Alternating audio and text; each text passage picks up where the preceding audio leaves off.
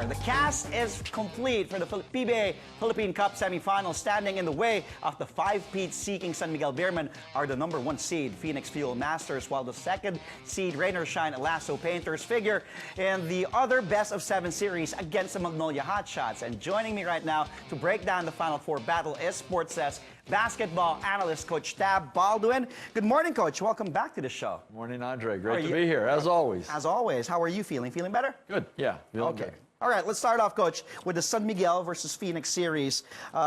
Phoenix finished with 9 wins, 2 losses in the elimination round. They were #1.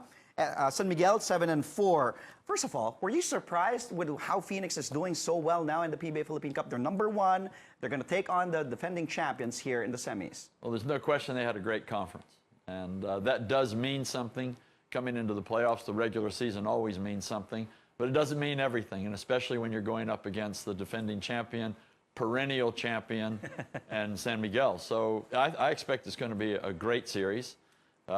Phoenix has got that chemistry that you talked about in your interviews with Calvin and Matt, and I think that means a lot coming into the playoffs. But San Miguel has tremendous playoff experience, and for me, that's the tipping point for the series. And they have that big guy named Junmar Fajardo. I don't know if you've heard of him. Yeah, he's not too bad, is he? He came up big in that Game 3 against Talk and Text, and as he tends to do. That's in the right. Playoffs. 4 straight Philippine Cup championships, Coach. 4 straight. And coming from a champion coach yourself, from a coach's perspective, I want to get your thoughts.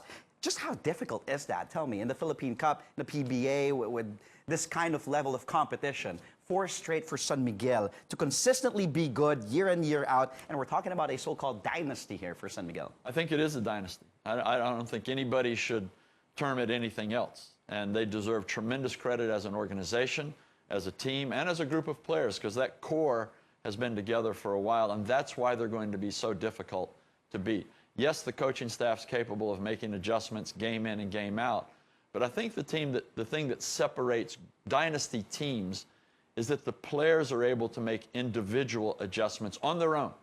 They understand the scenario, they understand the moment, and they understand their opponents because of their experience. And I think we saw that in the Talk and Text game. There was great adjustments by the players individually. Yeah. And the coaches, of course. Of course. But I think that this caliber championship team is going to be really tough to knock out. That core is scary when you talk about it. Junmar, Arwind, Chris Ross, Marshall, Cabagnot, and then you add some pieces like Stan Hardinger, Terrence Romeo, Ronald Tubid. Whew. Okay, now Phoenix is making its first semis appearance. You know, they're really happy but excited, but they have their focus on winning that title, and they get a baptism of fire from no less than the 5-peat-seeking San Miguel Beermen. Do you think, Coach, looking at their lineup, you said brotherhood, and they also, express how close they are. They're ready to face San Miguel, but do you think they have the tools, the materials to match up well with the San Miguel team? I think man for man, no. I honestly don't. I think they have very good players, and they have excellent chemistry. I think they have an outstanding coaching staff, and all of these are big factors. But when you look at it talent for talent, San Miguel, I think, stands above the entire league.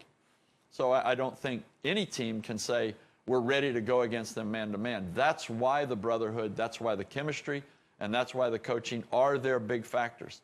And I think if the players humble themselves and go into this thing and say that we rely on one another, we rely on our coaches to do their job, then they're going to play like they did in the regular season. Yeah. If they get caught up in the moment at all and they start thinking, what do I have to do, then I think it's curtains. Now let's move to the other series, #2, Rain or Shine, against the #6, Magnolia Hotshots.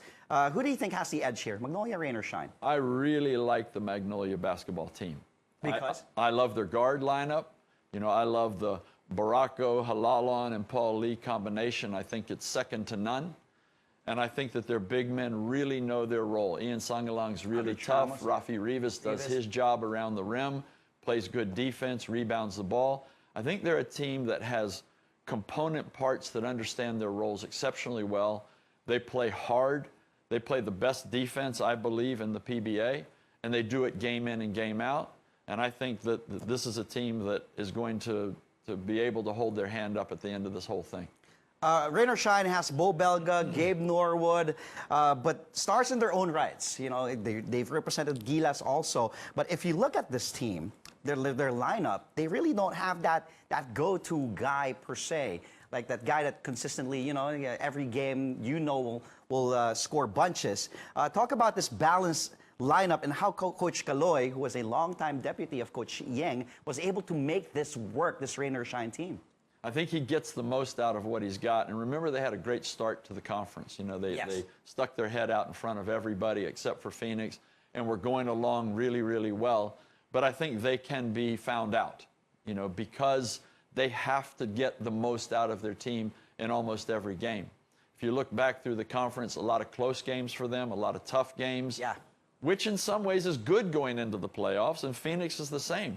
Played a lot of close games. I think there was even a couple of overtimes for Phoenix coming through the season.